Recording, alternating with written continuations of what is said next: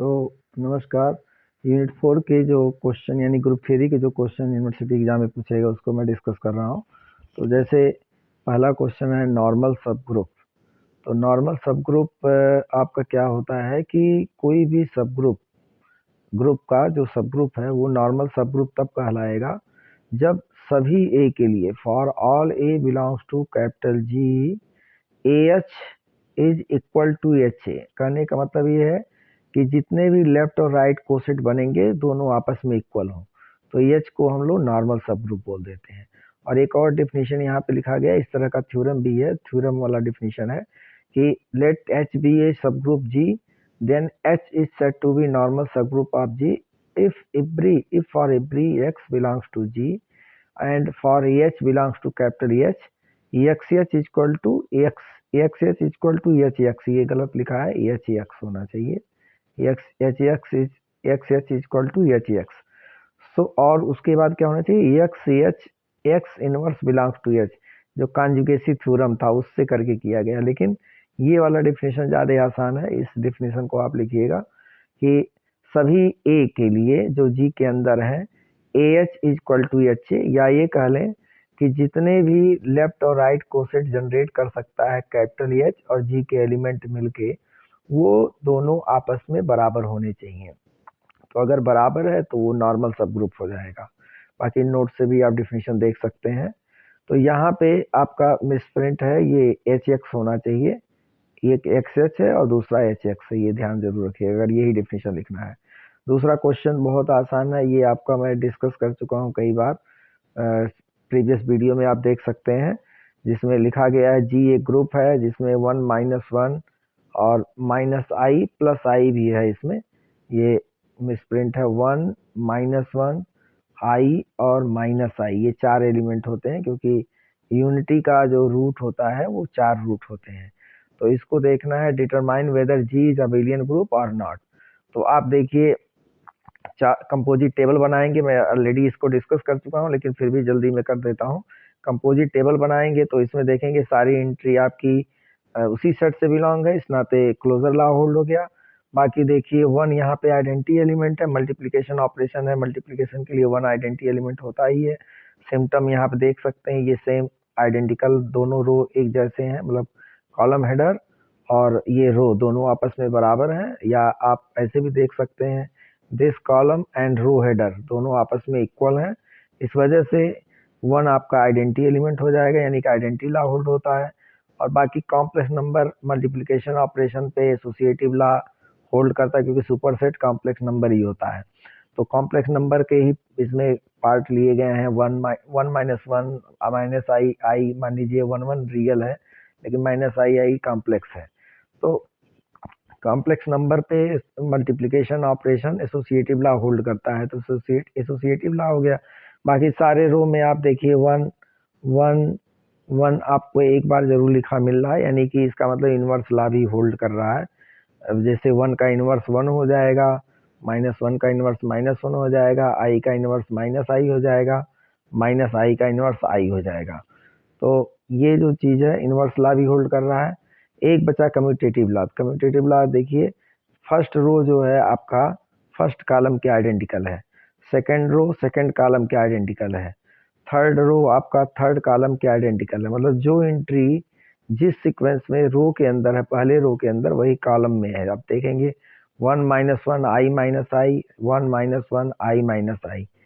तो इसका मतलब है कि row 1 is identical to C1, row 2 identical to C2, row 3 is identical to C3 and row 4 is identical to C4। तो commutative law भी hold कर रहा है। इस नाते पहला जो चीज है अबेलियन ग्रुप आपका हो गया, जो ग्रुप दिया गया वो अबेलियन ग्रुप हो गया। बाकी ये determine the order of each element G। तो ऑर्डर ऑफ एलिमेंट क्या होता है, जी के कोई मतलब है एक स्मॉलेस्ट पॉजिटिव इंटीजर होता है जिसको रेज करने पे आइडेंटिटी एलिमेंट बन जाता है। तो i अगर मान लीजिए 1 पे स्मॉलेस्ट पॉजिटिव इंटीजर क्या रेज करेंगे, 1 इज इक्वल टू 1, तो 1 का ऑर्डर जो हो जाएगा 1 हो जाएगा। और ऐसे ही -1 का ऑर्डर क्या होगा, -1 स्क्वायर इज इक्वल टू, ये फार्मूला आप g पे power n is equal to e होता है, वेयर n इज आपका स्मॉलेस्ट इंटीजर होता है, स्मॉलेस्ट पॉजिटिव इंटीजर। और ये जो n कैसे डिनोट करते हैं, O ऑफ G लिख के, O ऑफ G यानी कि order of G is equal to इस n हो जाएगा। और ये जो ऑर्डर ऑफ G लिखते हैं, ये मतलब किसी भी एलिमेंट का क्या होता है, ऑर्डर होता है। और G यहाँ पे क्या है, G एक एलिमेंट है कैपिटल G के अंदर का। तो कैपिटल G के अंदर किसी भी एलिमेंट का ऑर्डर क्या होता है कि उस पे आप कोई स्मॉलेस्ट पॉजिटिव नंबर रेज करिए और आइडेंटिटी एलिमेंट बन जाए वो। और G पावर n का मतलब क्या होता है, ये सब मैं प्रीवियस वीडियो में डिस्कस कर चुका हूँ। G n times. तो n टाइम्स जब ऑपरेट करेंगे तो E के बराबर आना चाहिए। तो इसी वजह से -i का जो 1 का जो ऑर्डर है वो 1 ही है, वो -1 का 2 है, और i का ऑर्डर 4 हो जाएगा, -i का ऑर्डर भी 4 हो जाएगा। प्रीवियस वीडियो में जाके और डिटेल में इसको देख सकते हैं, इस यूनिट के वीडियो में होगा सब। और जनरेटर की बात है, ये भी की मतलब ये आपका साइक्लिक ग्रुप है कि नहीं। अगर साइक्लिक ग्रुप तभी होगा जब ग्रुप के अंदर कोई ऐसा एलिमेंट हो जो इसके सारे एलिमेंट को जनरेट करे। मतलब अगर मान लीजिए G इक्वल टू कोई भी एक एलिमेंट होगा, जैसे इस ग्रुप में आपका I जनरेटर है और -i भी जनरेटर है। कभी भी जनरेटर सिंगल नहीं होता है। I अगर है जनरेटर तो माइनस उसका इन्वर्स भी होता है, यानी कि -i भी होता है। तो यहाँ पे I का इन्वर्स -i है। आप अभी देखे ही थे, I के सामने कहाँ पे आपको 1 लिखा, -i के नीचे। तो I का -i है, -i का I है। तो कभी भी जनरेटर अकेले नहीं होता, जब भी होता है वो होता है और उसका इन्वर्स भी होता है। तो इस I और -i की मदद से हम सारे एलिमेंट जनरेट कर सकते हैं। इस नाते ये आपका साइक्लिक ग्रुप है। और G इक्वल टू आपका ये भी होगा और ये भी होगा। और कैसे जनरेट हो रहा है, I पे पावर अगर आप 2 पुट कर देंगे तो -1 जनरेट हो जाएगा, 3 पुट कर देंगे तो -i हो जाएगा, I पे पावर 4 कर देंगे तो 1 जनरेट हो जाएगा, और y पे पावर 1 करेंगे तो y तो ऐसे ही है ही। इसी तरह -i से भी कर सकते हैं आप। तो ये क्वेश्चन जो है मैं पहले भी वीडियो में डिस्कस किया और यहाँ पे भी हो गया है। Determine A subgroup of group G। कोई भी इस ग्रुप का कौन सा सब ग्रुप आप बना सकते हैं। तो मैंने बताया था कि एक ही सब ग्रुप इसमें पॉसिबल है, 2 सब ग्रुप पॉसिबल है। एक तो आपका 2 क्या 3 कह लीजिए, 2 ट्राइवियल है और एक नॉन ट्राइवियल है। नॉन ट्राइवियल या प्रॉपर सब ग्रुप है, उसमें आपका 1 और -1 आएगा। मतलब 2 एलिमेंट लेके आप बना लीजिए, तो ये ग्रुप के सारे लॉ को होल्ड करेगा। लेकिन एक ट्राइवियल की बात अगर आप करेंगे, क्योंकि इसमें ट्राइवल नॉन ट्राइवल की बात नहीं किया है, तो इस नाते सारे ग्रुप को लिस्ट करना पड़ेगा। ये H1 मान लीजिए सब ग्रुप को, और ये H2 मान लीजिए सिर्फ आइडेंटिटी एलिमेंट को लेके बना दीजिए। और तीसरा सब ग्रुप जो हो जाएगा ग्रुप इटसेल्फ। तो 3 सब ग्रुप आप बना सकते हैं यहाँ पे। I और -i को अकेले लेके तो नहीं बन पाएगा, क्योंकि आइडेंटिटी एलिमेंट 1 और 1 को लेना ही पड़ेगा। तो इस वजह से ये 3 सब ग्रुप पॉसिबल है, जिसमें से ये आपका ट्राइवियल सब ग्रुप है, नॉन ट्राइवियल यानी प्रॉपर सब ग्रुप है, और ये दोनों आपके ट्राइवियल या इम्प्रॉपर सब ग्रुप हैं। तीसरे क्वेश्चन पे चलते हैं। तीसरे क्वेश्चन दिया गया है कि let G asterisk and G dash asterisk be 2 groups and E dash be their respective identities. If F is homomorphism of G into G dash, then prove that। ये आप प्रीवियस वीडियो देखिए, इस unit के video में आपको मिल जाएगा। ये दोनों थ्योरम हमने प्रूव कर रखा है। चौथा क्वेश्चन है, ये दोनों थ्योरम प्रूव कर रखा है, आप जाके वहां पे देख सकते हैं। और उसके बाद पांचवा, ये भी क्वेश्चन डिस्कस्ड है आपका। ये भी क्वेश्चन नहीं, ये मतलब लास्ट क्वेश्चन था, इसको मैं डिस्कस कर देता हूँ। रिंग फील्ड का क्वेश्चन है ये, इसको मैं डिस्कस कर देता हूँ। तो यहाँ पे जैसे ये दिया गया है कि prove that residue F is equal to 0 1 2 3 4, और 5 इसमें 5 एलिमेंट हैं टोटल, मॉडुलो 5। तो n मॉडुलो 5 का भी मतलब यही सेट होता है, ये भी ध्यान रखिए। n मॉडुलो 5 का मतलब यानी कि 5 से डिवाइड करने के बाद कौन कौन सा रिमाइंडर बन सकता है। तो 5 से किसी भी चीज़ को डिवाइड करेंगे, 0 1 2 3 4, यही 5 तरह के रिमाइंडर आएंगे। तो कभी भी क्वेश्चन n मॉड्यूलो 5 भी बोलता है तो उसमें जो सेट ऑटोमेटिकली कंसीडर करना रहेगा यही रहेगा। अगर मॉड्यूलो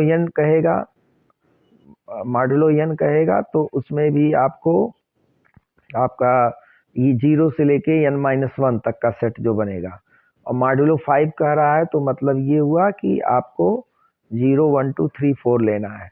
मॉड्यूलो n का मतलब जनरलाइज रूप में कहिए तो 0 1 2 3 4 सो ऑन n-1। ये आपको जैसे मॉड्यूलो n के लिए जो ऑटोमेटिकली आपको सेट क्वेश्चन में ना दिया हो तो यही सेट लेना रहेगा 0 1 2 से लेके n-1 तक। अब चूंकि यहाँ पे मॉड्यूलो 5 है वैसे भी क्वेश्चन में दे रखा सेट तो कोई दिक्कत ही नहीं, लेकिन बाय द वे ना दिया होता तो भी यही 5 से डिवाइड करने के बाद कौन कौन से रिमाइंडर बचते हैं उसी को उसको कंसीडर करना रहता है। खैर इस क्वेश्चन में तो दे ही रखा है, तो इसमें देखना है कि ये फील्ड है कि नहीं है। तो फील्ड का मतलब मैंने बताया था प्रीवियस वीडियो में, कोई भी अलजेब्रिक स्ट्रक्चर जो कि दो ऑपरेटर के साथ है, एक आपका एडिटिव नेचर का होता है, दूसरा मल्टीप्लिकेशन नेचर का। तो ये एडिशन नेचर का है, मल्टीप्लिकेशन नेचर का है। अगर एडिशन वाले आपके ऑपरेटर पे वो अबेलियन ग्रुप है पहली बात, तो वो +5 यानी कि अबेलियन ग्रुप होना चाहिए इस पे। और दूसरा जो है दूसरे ऑपरेटर पे आपका वो भी समझ लीजिए कि अबेलियन ग्रुप ही होता है। बस एक चीज का ध्यान रखना पड़ता है कि जो एडिशन के रिस्पेक्ट में आइडेंटिटी एलिमेंट होता है, जो भी आइडेंटिटी एलिमेंट आएगा, जैसे इसमें 0 दिख रहा है साफ साफ, तो पूरे सेट में से मतलब 0 को निकाल के यानी कि 1 2 3 4 ये सेट आपको लेना रहेगा। 1 2 3 4 पे ही केवल इनवर्स ला होल्ड करेगा, बाकी ला होल्ड कराने के लिए पूरा एफ लेना पड़ेगा आपको। तो अब एबेलियन ग्रुप में मतलब क्या, क्लोजर, एसोसिएटिव, आइडेंटिटी, इनवर्स और कम्यूटेटिव। तो इनवर्स ला को केवल छोड़ दीजिए, इनवर्स ला केवल 1 2 3 4 पे ही होल्ड कराना रहेगा। मतलब 1 का मल्टीप्लीकेटिव इनवर्स, 2 का, 3 का, 4 का।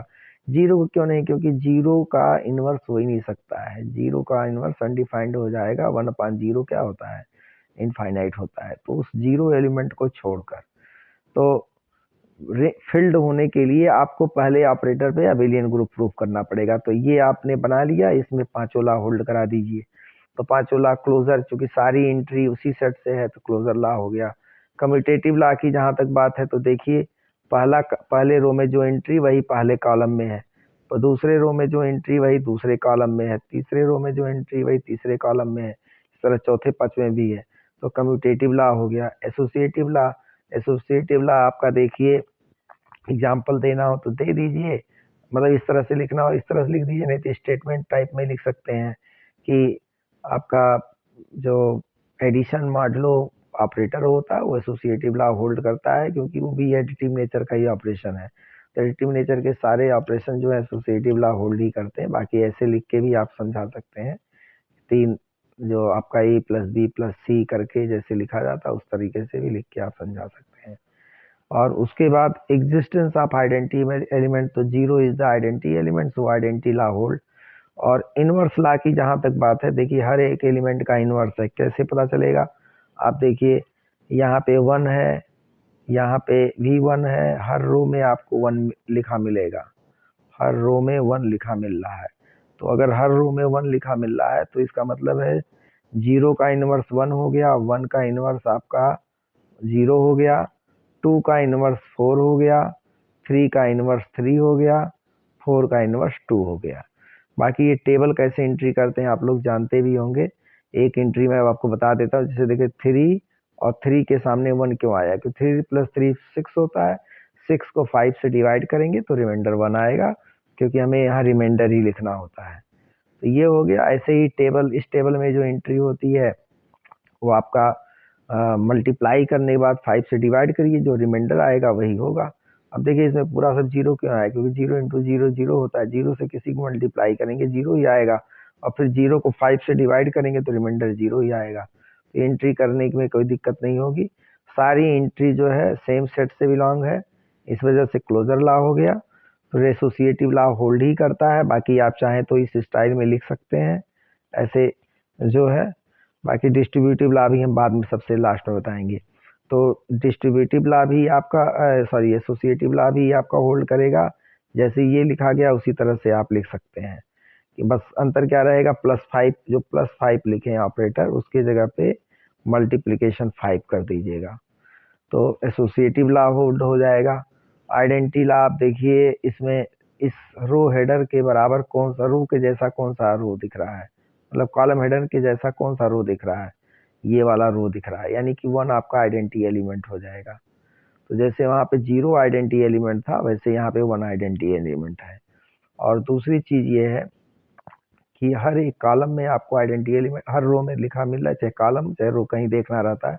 यहाँ भी आइडेंटिटी एलिमेंट लिखा है, यहाँ पे आइडेंटिटी एलिमेंट लिखा है, यहाँ पे भी आइडेंटिटी एलिमेंट लिखा है, यहाँ पे भी आइडेंटिटी एलिमेंट लिखा है। 0 वाले रो में नहीं देखना है, तो मैं बताया था कि 0 को छोड़ के, 0 जो एलिमेंट होता है उसको छोड़ के, या कह लीजिए जो एडिटिव आइडेंटिटी एलिमेंट होता है उसको छोड़ के। तो अगर आप 1 का इनवर्स लिखना चाह रहे हैं तो 1 का इनवर्स 1 ही है, 2 का इनवर्स 3 है, 3 का इनवर्स 2 है, 4 का इनवर्स 4 है। तो अब 4 4 जा 16 होता है, 5 से डिवाइड करेंगे तो 1 रिमाइंडर आएगा, इसीलिए 4 का 4 इनवर्स है। तो सारे लॉ ये भी होल्ड कर रहा है। एक बचता है डिस्ट्रीब्यूटिव लॉ। डिस्ट्रीब्यूटिव लॉ का मतलब होता है कि ये दोनों लॉ मैंने एक साथ ही यहाँ पे डिस्कस किया, अगर इसके हिसाब से आप देखेंगे दोनों के लिए, दोनों एडिशन मल्टीप्लिकेशन मॉडलों के लिए, दोनों ऑपरेटर के लिए एक साथ डिस्कस किया है। देखिए यहाँ पे भी है डिस्कस, यहाँ पे भी डिस्कस है। ये आपका दोनों टेबल को रेफर किया, बोथ टेबल, तो इसको भी पढ़ के आप कर सकते हैं। और इसमें जो है आपका डिस्ट्रीब्यूटिव लॉ आप जानते ही हैं कैसा होना चाहिए, फील्ड या रिंग दोनों में होल्ड होता है ये आपका, plus multiplicative distributive over addition होना चाहिए। तो मल्टीप्लिकेशन का साइन बाहर है, एडिशन का साइन अंदर है, तो ये आप लिख देंगे डिस्ट्रीब्यूशन लॉ होल्ड करता है। इस वजह से आपका, क्योंकि पांच जो आपके एलिमेंट हैं, बहुत करेंगे तो एक कोई आप एलिमेंट लेके सॉल्व करके दिखा देंगे। जैसे ए की जगह पे 1 ले लीजिए, बी की जगह पे 2 ले लीजिए, सी की जगह पे 3 ले लीजिए, बदल के तीनों ले लीजिए, और LHS इक्वल टू RHS ला के दिखा दीजिए, तो एग्जाम्पल भी एक हो जाएगा। बाकी जनरलाइज वे में लिखना तो इस तरह से लिख दीजिए। नेक्स्ट बाकी क्वेश्चन हम अगली वीडियो में बताएंगे।